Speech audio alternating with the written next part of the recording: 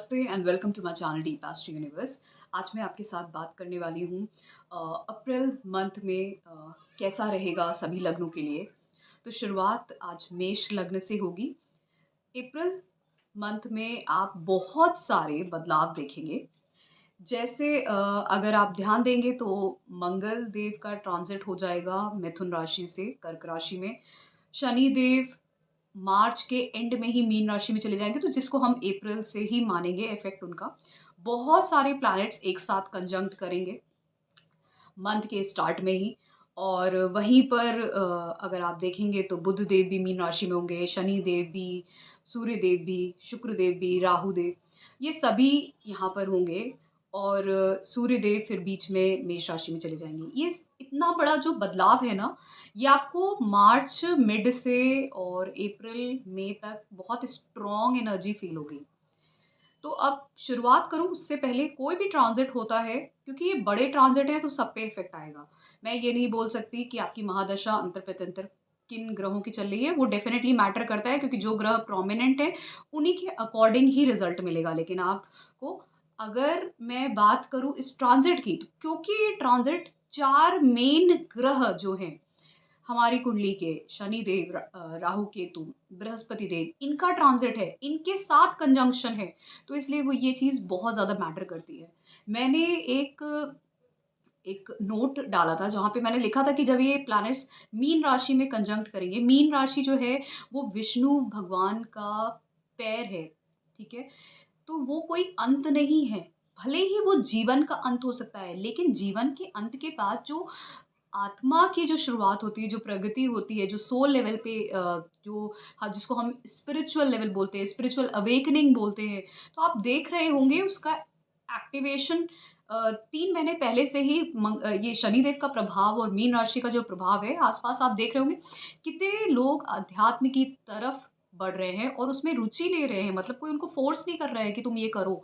लोग खुद अपने इंटरेस्ट से उस चीज़ पे आगे बढ़ रहे हैं और लोग और एक चीज़ और है, शायद मैं कभी उस पे वीडियो बनाऊँ कि कैसे अब जो कलयुग है, ये जो मीन राशि में जा रहे हैं, यहाँ से जो शुरुआत हो रही है, ये क कलयुग की डिक्लाइनिंग स्लोप है और डिक्लाइन करता हुआ मतलब घटता हुआ ये अब कलयुग का जो शुरुआत हो रही है, ये उसकी हो रही है। तो बहुत सारे लोग आध्यात्म की तरफ बढ़ेंगे। फिर आप आपके लग्न की बात करते हैं, मेष लग्न की। आपका जो लग्न है, वो मंगल देव का लग्न है और आपके लग्न के स्वामी अष्टम भाव के भी स्वामी बनते हैं। वो अभी नीच के हो जाएँगे और चौथे भाव में रहेंगे। अब ये क्योंकि यहाँ पे चौथे भाव में रहेंगे, नीच के रहेंगे, तो ये कहीं न कहीं आपके घर में और आपके मानसिक तौर पे ये आपको कष्ट दे सकते हैं। घर में लड़ाई-झगड़ा होना, मानसिक कष्ट होना, माता को कुछ, मदर को कुछ हेल्थ इश्यू हो सकते हैं। अगर आप मैरिड हैं, मैरिड लाइफ़ में डिस्टर्बेंस, प्रॉपर्टी से जुड़ा हुआ कुछ विवाद हो सकता है, इस तरीके की चीज़ें यहाँ पे दिखती हैं। और अगर आप स्कूल में हैं, तो वहाँ पे आपका पढ़ाई में मन ना लगना, इसके भी चांसेस बनते हैं। कोशिश करिएगा कोई भी रियल एस्टेट प्रॉपर्टी का इन्वेस्टमेंट मत करिएगा, वरना आपको प्रॉब्लम हो सकती है। मदर को भी कोई हेल्थ इश्यू। फिर उसके बाद शनि देव का ट्रांज़िट मीन राशि में हो जाएगा 29 मार्च से, तो वो मीन राशि में ही रहेंगे। फिर 27 अप्रैल को वो उत्तरा भाद्रपद नक्षत्र में चले जाएँगे। उससे पहले वो पूर्वा भाद्रपद नक्षत्र में रहेंगे। तो पूर्वा भाद्रपद नक्षत्र जो है वो बृहस्पति देव का है और जब 27 अप्रैल को जाएँगे उत्तरा भाद्रपद नक्षत्र में, वो है शनिदेव का। तो उतनी डिटेल तक जाने के लिए हम सेपरेट समझा सकते हैं हर मंथली एनालिसिस में, लेकिन इसमें क्योंकि ज़्यादातर पूर्वा भाद्रपद नक्षत्र में रहेंगे, जो बृहस्पति देव का है, और बृहस्पति देव इस वक़्त वृषभ राशि में आपके दूसरे भाव में है और बृहस्पति देव आपके नवम और 12वें भाव के मालिक हैं और साथ में वहाँ पर शनि देव भी हैं मीन राशि में, उन्हीं की राशि में और उन्हीं के नक्षत्र में।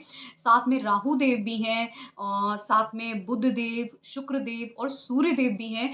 ये सभी ग्रह मिलके आपको कुछ ऐसा हो सकता है।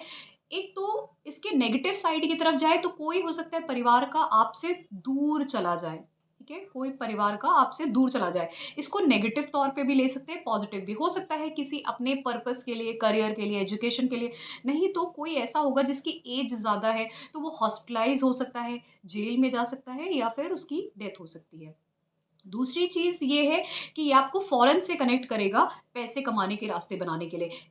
या तो आप एक्सपोर्ट इम्पोर्ट स्टार्ट कर सकते हो, या फिर आप ऑनलाइन काम स्टार्ट कर सकते हो, या आप अपना खुद का फैमिली बिजनेस को एक्सपैंड कर सकते हो ऑनलाइन, या फिर आप खुद मल्टीनेशनल कंपनी या फॉरेन जा सकते हो इस समय में या इस दूसरे स्टेट में। इस तरीके के चांसेस भी यहाँ पे बनते हैं। आप पढ़ने के लिए भी जा सकते हो, लेकिन ध्यान रखिएगा यहाँ पर लॉसेस भी ज़रूर होंगे, चाहे धन का हो, आपकी एनर्जी का हो, फैमिली से किसी मेंबर का जाना, इस तरीके के भी चांसेस ज़रूर बनेंगे। आप ये और ध्यान रखिएगा कि कोई भी डॉक्यूमेंटेशन का काम कर रहे हैं, तो वो डॉक्यूमेंटेशन के काम में कोई भी फ्रॉड मत करिएगा। किसी भी तरीके की जल्दबाज़ी में कोई भी काम मत करिएगा, क्योंकि वहाँ पर आपके साथ प्रॉब्लम हो सकती है, जैसा मैंने आपको इंडिकेट किया।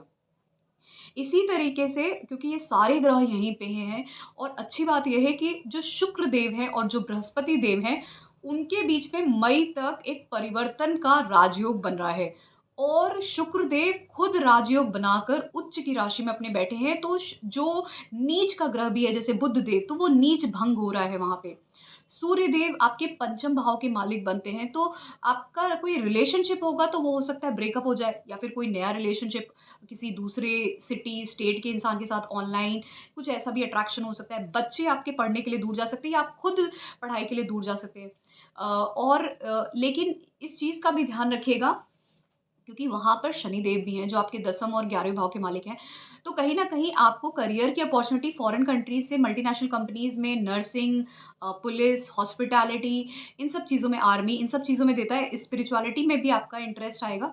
लेकिन ध्यान ये रखिएगा, क्योंकि 11वें भाव के भी मालिक यहाँ पे जा रहे हैं, तो अगर आप इन्वेस्टमेंट नहीं करते हैं पैसों का, ठीक है? अगर आपका कोई भी काम ऐसा नहीं है जो धर्म कर्म जिसमें स्पिरिचुअलिटी जुड़ी हो, जहाँ पे आपने देखा होगा बहुत सारे जो गुरु होते हैं, जो संस्था चलाते हैं किसी भी तरीके की, उससे अगर आप जुड़े नहीं हैं, या आप इन्वेस्टमेंट नहीं करते हैं मल्टीनेशनल कंपनी में, शेयर्स में, या फिर म्यूचुअल फंड, इन सब चीज़ों में, क्रिप्टो क तो आपको यहाँ पर ये किसी न किसी तरीके से पैसे का लॉस भी कराएगा। यहाँ पे आपके सोशल नेटवर्क का भी लॉस हो सकता है, मतलब जो भी आपके फ्रेंड्स थे, अब आप उनसे सेपरेट हो गए किसी वजह से, दूर चले गए, बड़े भाई-बहनों से दूर चले गए, इस तरीके की चीज़ें, छोटे भाई-बहनों से दूर चले, तो आपके ट्रैवल का इंडिकेशन सबसे स्ट्रॉन्ग इस समय में बनता है।